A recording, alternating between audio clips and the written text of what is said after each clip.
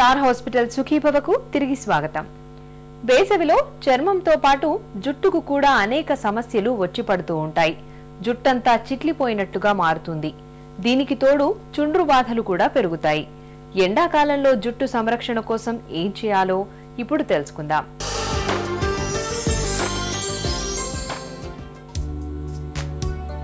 చర్మమే మన శరీరానికి రక్షణ కవచం. వేసవి ఎండలు ఈ రక్షణ కవచాన్ని బీటలు వారిపోయేలా చేస్తాయి.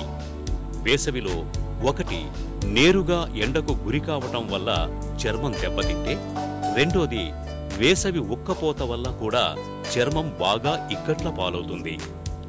ఎండలకు నేరుగా గురి కావటం వల్ల చర్మం కమిలిపోవటం, నల్లబారిపోవటం లాంటి సమస్యలు వస్తే, ఉక్కపోత వల్ల చెమటకాయలు, సెగ్గడ్డలు, ఇన్ఫెక్షన్ల లాంటి సమస్యలు వేధిస్తుంటాయి.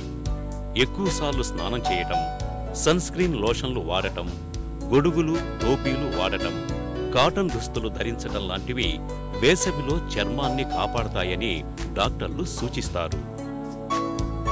సమ్మర్లో స్కిన్కి తీసుకోవాల్సిన జాగ్రత్తలు ఎలా మనం చూసుకోవాలి అంటే, నెంబర్ 1, వెయిట్ అనేది తగ్గడం అనేది మీకు స్కిన్కే కాదు ప్రతి ఆరోగ్యానికి అన్నిటికీ మంచిది. సో వెయిట్ తగ్గాలి. నెంబర్ 2 ఏంటంటేనండి, ఫ్రీక్వెంట్గా స్నానం చేయడం.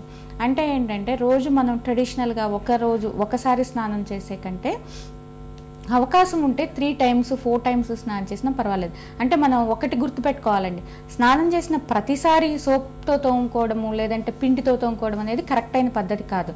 అలా చేయడం వల్ల ఏమవుతుందంటే, కొంతమందికి డ్రై స్కిన్ ఉండొచ్చు. ఆ డ్రై స్కిన్ ఉన్న వాళ్ళల్లో ఏంటంటే న్యాచురల్ ఆయిల్స్ కూడా మనం పోగొట్టుకునే అవకాశం ఉంటుంది. అంత సోపు ఎక్కువగా వాడడం అనేది అస్సలు మంచిది కాదు. స్కిన్కి స్నానం అవ్వంగానే తడి పొడి ఉండగానే మాయిశ్చరైజరు లైట్గా అప్లై చేసుకోవాలి.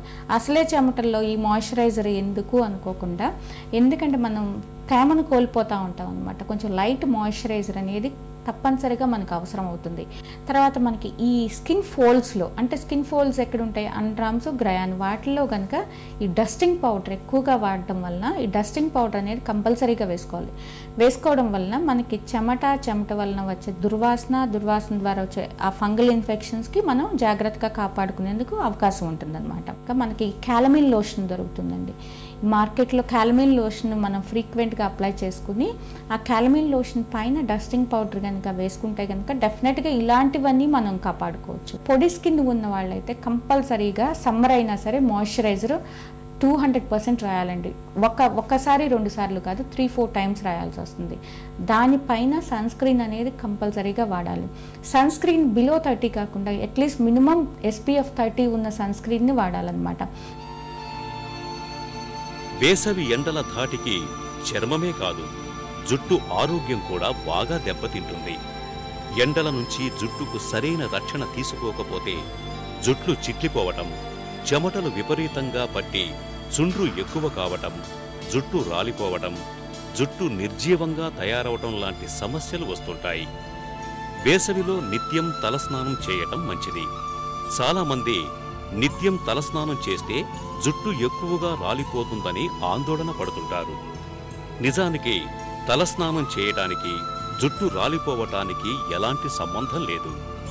జుట్టును శుభ్రంగా ఉంచుకోవటంతో పాటు గొడుగు, టోపీ లాంటివి వాడటం ద్వారా జుట్టును ఎండల బారి నుంచి సంరక్షించుకోవచ్చు.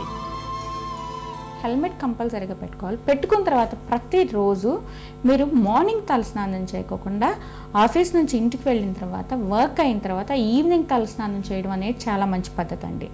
సో ప్రతిరోజు తలస్నానం జుట్టు పాడైపోతుంది, జుట్టు ఊడిపోతుంది అని చాలామంది సందేహం ఉంటుందన్నమాట. తలస్నానం చేయడం వల్ల జుట్టు ఊడిపోవడం అనేది ఉండదు అండి. అది చాలామందికి చాలా అనుమానం అన్నమాట. తలస్నానం చేస్తే జుట్టు రాలిపోతుంది అనుకుంటారు. తలస్నానం మీరు చేసినా చేయకపోయినా రాలిపోయే స్టేజ్లో ఉన్న హెయిర్ డెఫినెట్గా రాలిపోతుంది. మనకి హెయిర్ 2 stagesలో ఉంటుందండి, active phase, resting phase. Resting ఫేజ్లో మీరు తలస్నానం చేసినా రాలిపోతుంది, చేయకపోయినా రాలిపోతుంది.